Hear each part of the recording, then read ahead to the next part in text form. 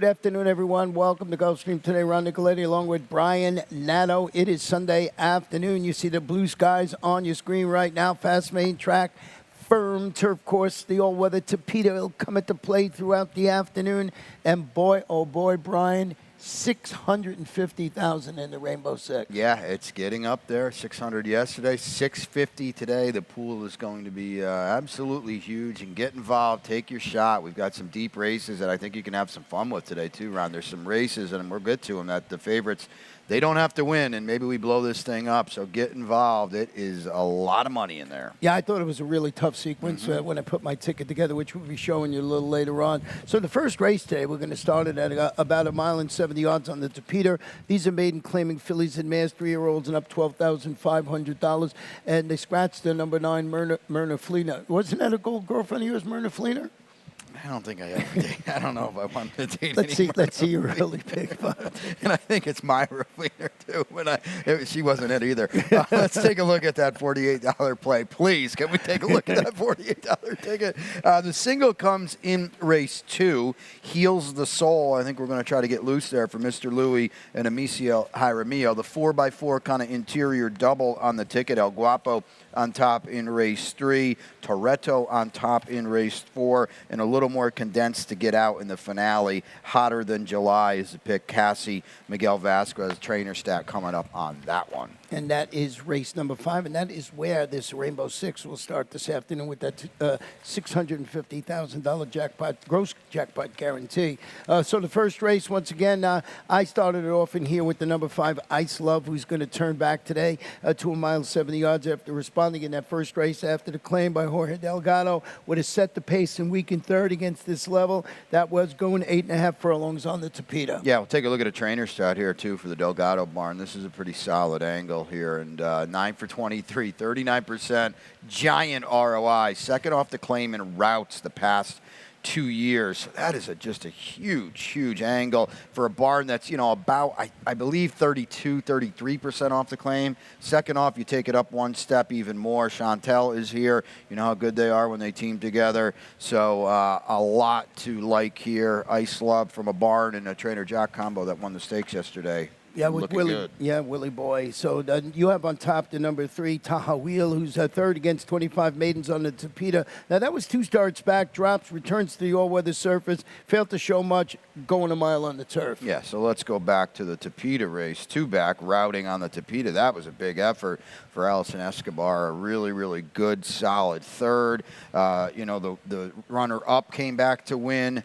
Nana Fanny was good the other day as well, so I think that's the right race. Edwin gets aboard here, too. We can save some ground down inside. I think, we just swapped the exacta here. I think they're the 2. Yeah, I threw Twin Cores in third. It goes to the Scott Ackerbarn after the claim stretches out around 2 turns. Thought that might help with the apprentice, Elsa Morrison. Yeah, I mean, there's races to fall back on that aren't too bad, and if he gets a little improvement, tough to improve off Safi, but I think the stretch out will help this horse a little bit. Let's flip the page. Go to race number 2 this afternoon. It's going to be 5.5 furlongs. Claimers 3 and up, 3 or 4 and up, non-winners of 3 races in life, and it's going to have a compact field of 6, but certainly a horse in it that looks like it's going to jump off the page. The horse that you have on top, and so do I. Yeah, I don't really see anyone running with Heals the Soul, and I know this post gives Amicio some options out here, but to me it's a send mission.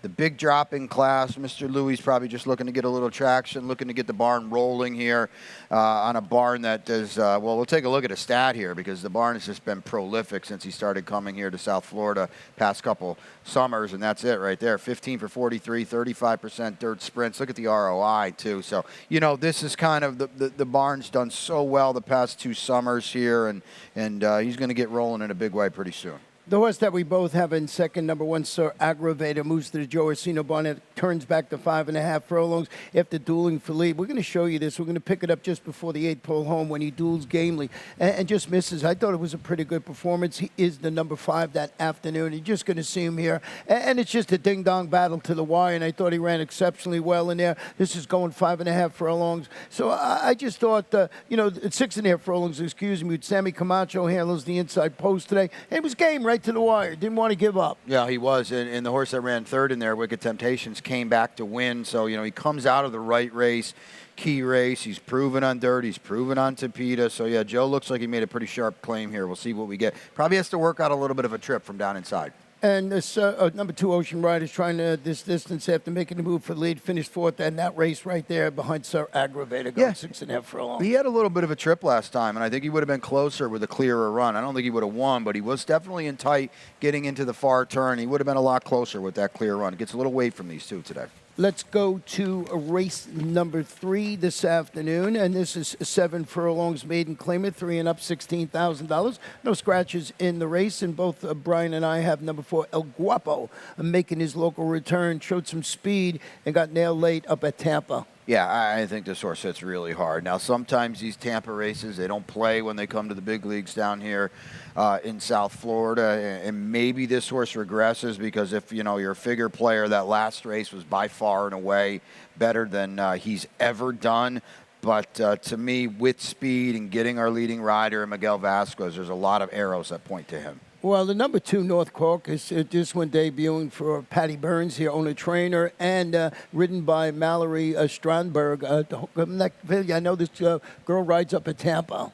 Yeah, I mean, there's, low percentage connections, but that means you probably get a pretty decent little price here. This horse is dropping from 40 and, didn't do a lot of running for 40, but you look at that race at Tampa, 2 back for a quarter, a distant second.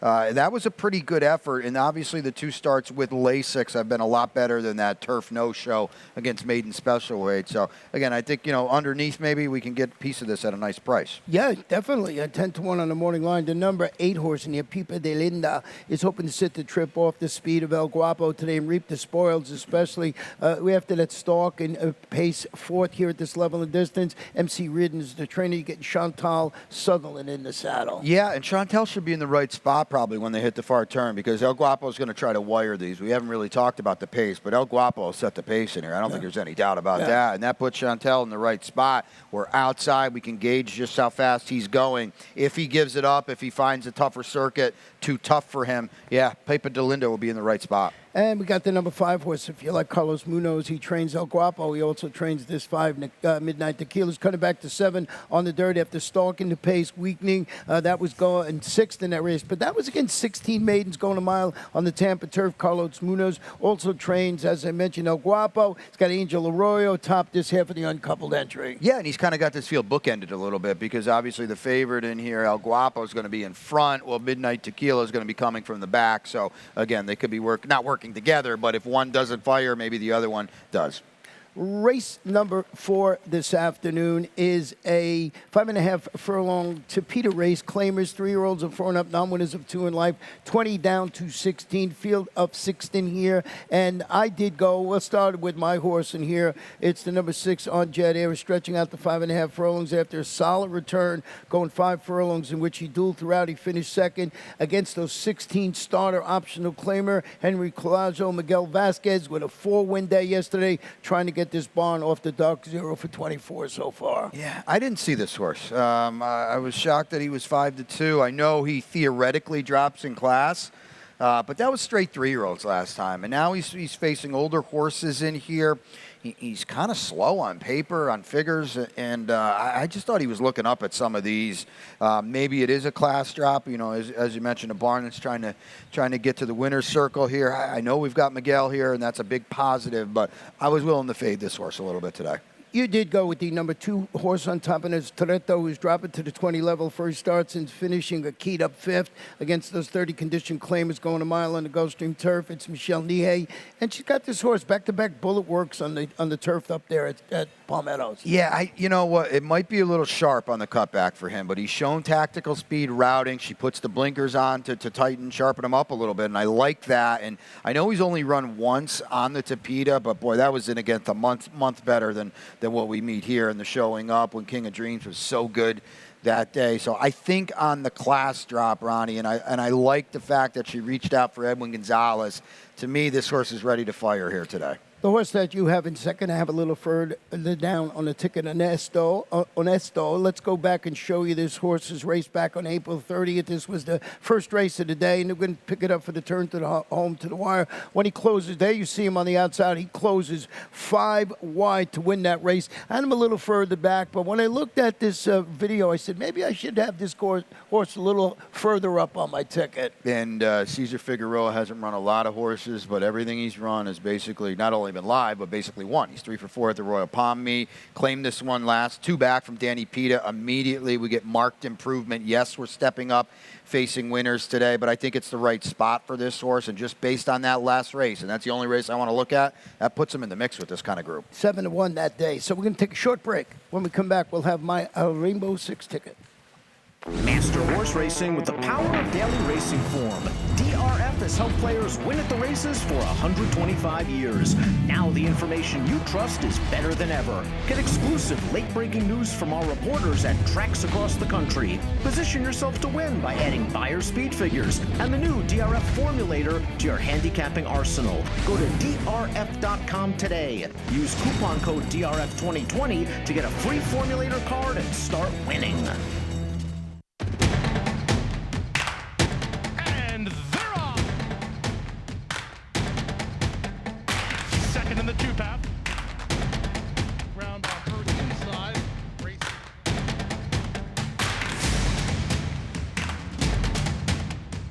A quarter of a mile to go, and he's 6 yards out. It's last of the 12 as they roll into the backstretch. Welcome back to Gulfstream today. Ron and Brian always having a little bit of fun here while we're trying to make some money. And you can certainly do that in race number 5 with the Rainbow 6. It's 1 mile and 1/16th on the turf. Maiden claim is fillies and mares, 3-year-olds and up. Big full field of 11 going to go to the post to kick off the Rainbow 6. 48.60 for me today, and I just found these races awful wide open to me, so I wanted to get some coverage. I could talk about my single, and we'll talk about this 5th race in a while from now. Race number 6. Sweet Pearl is the way I can go. I'm going to go with a little bit of a price. You talk about Cesar Figueroa. He's been doing pretty good first off the claim. Vitami and also Beyond Magic in there for me. Race number 7, Rye, Sense of Humor, Big and Classy, and Laker Mambo, who's on the outside, is the favorite. Tough race once again. Race number 8, going to go with Lord Darnley on top, Whiskey on his lips, and Chrome Finish. And I'm going to go with Republic. I thought this horse stretching out around 2 turns today might be the logical one, but boy, going to have to run well to beat Love Her Lots in there. But I'm going to add a single somewhere. And in the last race, I got my long shot today, and it's the number 9, Pretty as a Penny, who's dropping, had some trouble at the start last time out for good connections. So Ralph Nix and Edwin Gonzalez in the saddle. That's the race, right? The 10th is the race to look for value. I've got that horse in my mix as well, and that could be the race that blows this whole thing up. Tough heat to get out with. Now, getting back to this 5th race, a mile and the 16th on the turf. My maiden claimers, as I mentioned, fillies and mares. I did go with the number 10 horse in here, Whatnot, who's stretching out to the mile and the 16 after responding in the first race after the claim by Elizabeth Dobles with a 2nd place finish as the favorite. Now, that was going a mile on the turf last time out. MSCL Jaramillo rides, but I looked this up before I came in here. Only 1 winner from 20 starters from this post on the turf. Ooh, yeah, it's not good. It's not ideal. There's no doubt about that. Amicio's got some speed to work with. I think that's a benefit. And he does so good. Horses, he gets horses to break early. I think that's a positive too. It's a better post than he had last time. That's for sure. Because you don't want to be in the 12 post going a mile. And the mile and the 16th helps. Yes, I what I mean. Even though that stat is not exclusive to a mile and 16th. It's 7.5 furlongs and beyond. Yeah. Then Hotter Than July, he's dropping to the 16 level after setting the pace, weakening through the lane, finishing 5th against those 25 maidens. I know this is the horse that you had on top of your ticket. Yeah, let's take a look at a trainer stat from Mark here too, because I think it adds a little further oomph to this. 22% with a good ROI. Maiden claiming turf routes here in the past couple years, and Miguel is here. This horse might get loose, and if she doesn't get loose, she'll be close throughout. And we've talked about this a lot. You really don't want to drop too far out the back on this turf course. The number 11, Hurry Up Dear, goes from the rail at Tampa to the outside locally. Ran a bang-up second going a mile in the 16th up north, in which the daughter of Shitu really fought on gamely in there. Chris Seal, Marcos Meneses. Once again, this post, 1 for 16. There hasn't been that many starters, but there has been a winner. But he brings up a good point. It's night and day different, 7.5 and a mile to a mile and 16. Yeah. Listen, it's not ideal, but it's not the end of the world. And to me, I don't like picking anyone outside when we're going 7.5 or a mile. It's not as bad at this trip. And another horse with a little bit of speed might be able to work over and get some position into that first turn. And what about that number 8, Lanakeo Storm? Yeah, I mean, we've got the D'Angelos here. We're going to stretch out on the turf for the first time. Horse has been chasing fast sprints on the Tapeta. Maybe, she gets a flyer a little bit and is involved throughout, and the pace is slow. Race 6 this afternoon, 7 furlongs, claimers, fillies and mares, 4 and up, $8,000. Scratch the number 4, Auburn in here, kicks off our late pick 5. My best bet of the day right here in with the 7, Vaitiami, and here it is. So we'll single right off the rip, and 4 deep. My long shot is in race 7, Ronnie, Bahrain, down inside, Tampa Shipper. And then we got a little bit of a spread in race 8 on this $30 ticket. Number 5, Chrome Finish on top. We've got another single. Republic, to me, is going to be really tough at a short price in there. And then in the finale, I kind of alluded to it already. Your long shots in there. I go super duper ready on top with a spread in that race. That's the race. Again, I think we're both hoping for some chaos in there. Yeah, and Vaitemi is probably the logical horse, and he's stretching out to 7 furlongs. Had this distance before, 5 wins, 5 races, a win, a second, and a third. Starter going 6.5 furlong last time out. I think you got to start on Gustavo Delgado. Yeah, check this out. And I did not pick this horse. I picked this horse as my best bet, and then I found this stat. And look at this. 6 for 13, 46%, 372 ROI, second off the claim in dirt sprints. So this is the barn. And what I really like here, Ronnie, is I think now he's going to run at the proper level for the first time since Gustavo claimed him. So I don't worry at all about that 4th last time against tons. Dem a wonder, absolutely. Yeah. Would be 1 to 5 in this group. Now he's back with his friends for a new trainer. Boy, I think this horse runs a cracker today. Ridden today by Hall of Famer Edgar Prado. I did go with the number 2, Sweet Pearl, who moves to the Cesar Figueroa barn after the claim. Set a pressured pace, faded against those claimers going a mile. But I want to go back to March 4th and show you this horse's victory. This is going 7 furlongs that day. And you're going to see this horse. She's the 6 in here.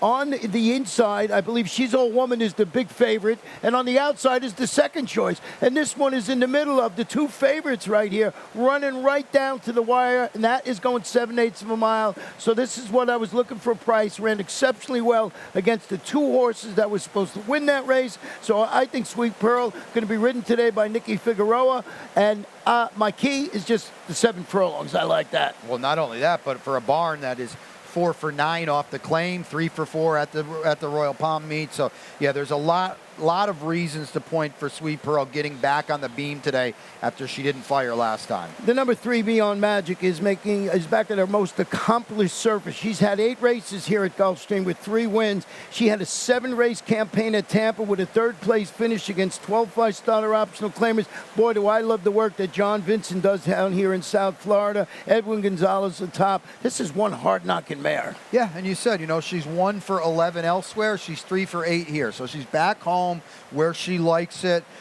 She lost her speed a little bit at Tampa. I think that's noteworthy. You see her races earlier on, late last year, early this year. She kept it together. Her last several races, the speed's gone out the window a little bit. That would be very worrisome to me today. Well, we'll see how that race plays out. Let's go to race number 7 this afternoon. 1 mile and 70 yards on the all-weather Tapeta. Claimers 3-year-olds or 4 and up, non-winners of 2 in life. Had a couple of scratches in here. 6 horse and 12 and number 13. This is the race that scared me, so I'm going to turn it over to you, see who you like in this spot. Yeah, 22 points out of the morning line here, so I don't know if I'm going to get the 10s I was hoping on Bahrain down inside, but, I don't know if he can handle the Tapeta. It's a question mark, obviously, but, you've talked about it a lot the past few days. The flow of the Tapeta races has seemed to be off the pace. This horse fits it. There's some speed in here to set him up. He's going to save all the ground. And you know, I don't want to speak for you, but who in here do you really trust? Can you really love that much? It's that type of race to me. Absolutely, and even when I was putting my ticket together, I thought the 7th, you said the last, I think this is the hardest one for me to get out of. Rye's Sense of Humor, the 7 is a well-meant second on the Tapeta. Now, that was 2 starts back, albeit at the 20 level. Returns to the all-weather surface today, stalked the pace, finished 3rd. That was against 16 starter allowance runners going 7.5 on the turf, so it's a similar situation, trying to key off that performance 2 back. Tried the turf for Guadalupe Preciado last time out, and you're getting Miguel Vasquez, the leading rider, and he had a 4-win day again yesterday. I thought this was the logical one. Yeah, and you just, you know, it's time to start taking note who Miguel's getting on because, as you said, he's our leading rider, a 4-bagger yesterday, including the stake. Oh, by the way, $62. 66. 66, thank you. So, my goodness, he's just in such good form. The thing I like about Rye's Sense of Humor, too, because he did get set up 2 back. That race absolutely fell apart. The horses that were 1, 2, 3 at the end were 6, 9, 5 early. Right. But he's got the versatility to do whatever he wants. You saw him last time stalking on turf, pressing on dirt, coming from the parking lot on the Tapeta. He can do anything. Number 10, Lake Amamba, is hoping to score on the Tapeta after returning from a 6-month layup to finish a sightseeing 7th. That was against 25 optional claimers going a mile on the turf from Mark Cassie. And that's the key there. He's solid with the turf to Tapeta angle. Yeah, he is. This horse didn't really do a lot of running last time. And you remember Ronnie said it. He kind of took the overland route, but he passed 1 horse. And now he's in for 35 when he wasn't in for the tag off the layoff. You know, don't tie too much to this horse. The number 8 big in class, he's going to try these optional claimers today at the 35 level after showing speed and fading to finish 4th. That was in consecutive races against state-bred allowance runners going a mile 70 on the all-weather. For David Forks, MCL Jaramillo handling that usually productive 3rd start of the current form cycle. Maybe this one wakes up this afternoon. Certainly got the connections that I want to pay attention to. Well, Dave on the Tapeta, we know how good that is. We've got a MCL here, so this horse is going to be involved throughout. There does seem to be a pretty spirited pace potentially developing here. Got a little rain behind us right now. It's a dry rain. It's a dry rain, so just pointing that out if you're watching this on TV. We'll see how it all plays out. Race number 8 this afternoon, 6 furlongs claimers, 3-year-olds of 4 and up, non-winners of 2 in life, $6,250. Scratch the 1, scratch the 6 in here. You went with the number 5, Chrome Finish, who's back locally for Kent Sweezy. Yeah, I did, and it's a spread race for me. I thought he ran pretty well last time at Tampa. Probably faces a little better today, even though it goes from 8 to 6,250. I like the work Kent's been doing. Here's Miguel again. You got to just take note. Lord Darnley, the 8, will depart from the outside after rallying along the inside that day. Just got nailed late when finishing second at this level and distance for Pedro Garcia. David Baracco in the saddle today. Originally had the number 6 horse on top of my ticket. Like this horse from Jerry O'Dwyer, 8-1 in the morning line. But he scratched out, so I bumped this one up. And then we got Whiskey on his lips, who goes to the Dan Hertag barn after claim. Vied for the lead, finished 4th behind Lord Darnley. See if the new connections can wake this one up with Franklin Calais in the saddle. Yeah, he's got a chance to wire the field down inside. I didn't see a lot of speed that could run with him. Maybe they could chase him. I don't know about running with him early. Let's go to our feature race of the afternoon, and that is race number 9. 1 mile and 70 yards on the Tapeta, allowance optional claimer for Phillies 3-year-olds. The optional tag is $75,000 in here.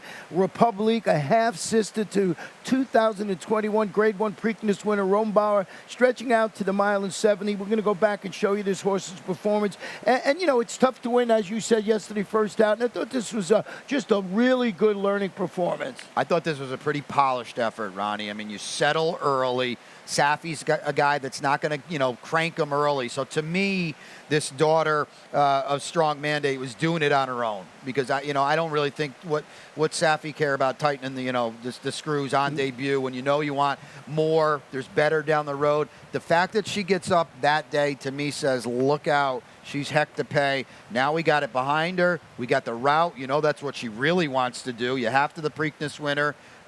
Boy, she's heck to pay in here, and I think she's going to be a very short price. The very good horse in here is the number 8, Lover Lots, who is 1-for-1 on the Tapeta. Returns to the all-weather track today after that solid campaign on the turf, including that 3rd-place finish. That was in the $75,000 Honey Rider last time out. Ronnie Spatz Once again, there's Miguel Vasquez. And if you're looking at this on paper, probably a lot of people are going to think this is the one to beat if this one can translate that recent turf form. Well, I'm glad you said that because, yes, she is 1-for-1 on the Tapeta, but her win back in January would probably finish 5th in here. Right. So maybe she's now just a better horse and she's a more mature horse, but there's no doubt about it that her turf races were much, much better than the Tapeta race. And I don't know, Ronnie, I think she's catching a real comer in Republic today.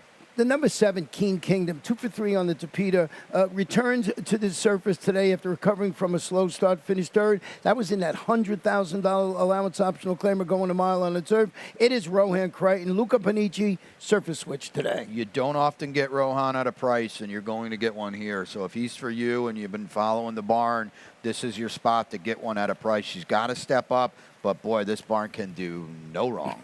Let's go to race number 10, 1 mile and 1/16 on the turf. Maiden claimers, fillies and mares, 3-year-olds and upward. And a pretty interesting race. And as you mentioned, this is where, if you get the winner here, I don't care who you get. I think you're going to get rewarded in here. Full field of 11 going to the post. I'm going to start it off with the number 9, Pretty as a Penny, who's dropping to the 16 level. This one just lost her whole best chance. So we're going to show the start, just the start. And you're going to see when she comes out of the gate. It's just not, you can see her, she is the number 7 that on your screen, breaks last in the field, and then just has to slam on the brakes again here. I'm just going to show you that start, and basically the day was over for this horse. So I like the connections, I like the drop. I mentioned Ralph Nix. He's solid with maidens making their second start. He's almost 30%. Edwin Gonzalez returning on this daughter of Union Rags, and going for a price in a wide-open race. Well, I think that's key. You mentioned Edwin sticks around. He's got probably other options in here. He's one of our best jockeys, and this horse didn't do any running, but he said, you know what, I'll stick around and ride her again. Maybe he felt something at some point in there that she's got a little run in her, and you're right. They're off, you lose. That was it. Yeah, and if you look at the stretch run in there, there was really no chance for this horse to make up any ground. It was just like a cruise to the wire, and I think they were waiting for another day, and I'm hoping that's today. Yeah. The number 3, Super Duper Ready, he's dropping to this level.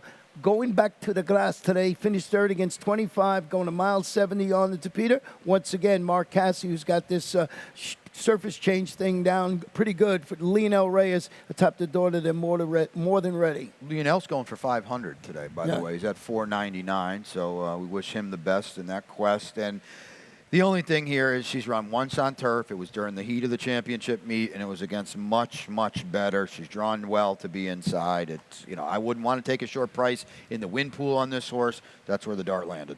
The number 4, Lynn Pierre, has her claiming tech sliced in half after using her stalk close style to hit the board in 2 of 3 turf outings at the 35 to 30 level for Joe Catanese. He won the nightcap 2 nights ago, and he's got Angel Arroyo in the saddle. Well, here's a good example of what we were talking about earlier. You're going from post 11 on a mile on the turf, no chance whatsoever. Go back to the race at a mile and 16th when she drew better. She was a very good 3rd. Yeah, so we'll see how that plays out. That is the 10th race. Sun is out, looking beautiful already here, and we are going to our lightning round right now. And as you mentioned, those connections of Delgado and Chantal had a pretty nice win.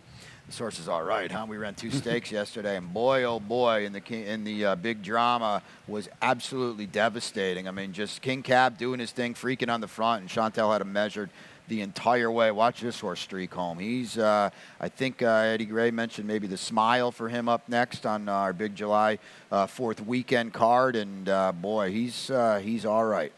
And the Sunny Isles turned out to be a race that had a lot of speed, but we had that stalker in mind, you and I yesterday, and did okay. The Virginian, yeah. We kind of thought the flow of the race would be different yesterday, and it was. They pressured. Warriors Pride actually didn't even make the point yesterday. That's how fast they were going. If he doesn't make the front, and here's the Virginia sweeping as they did the dirty work for him up front this time. And this was a good effort, too. Warriors Pride ran very, very well to do it yesterday from off the pace a little bit. So both of those horses ran very well. Yeah, and we had a person win their first race yesterday. Yeah, Samantha Dobles, first career victory, the sister of Elizabeth Dobles. So we want to give her congratulations. I still don't know how Military Drill gutted out this photo, but he did.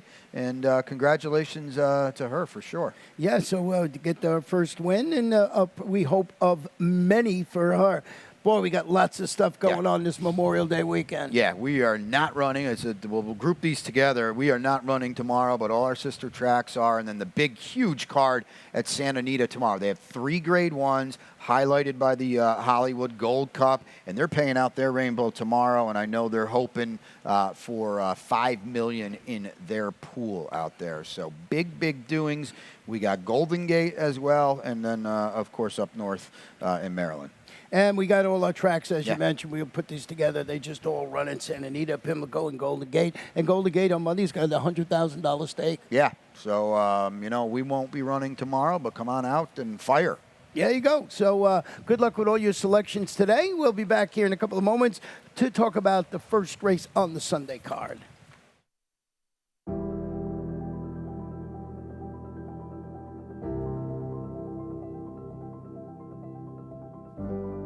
The Thoroughbred Aftercare Alliance is really the vehicle for the transition for our racehorses coming off the track into a second career and safe environment for these horses when they're done racing. I've been passionate about racehorses my whole life, animals in general, and without the TAA to provide that oversight, there would be a big void in terms of making sure that we have this ongoing safe environment for our off-the-track racehorses.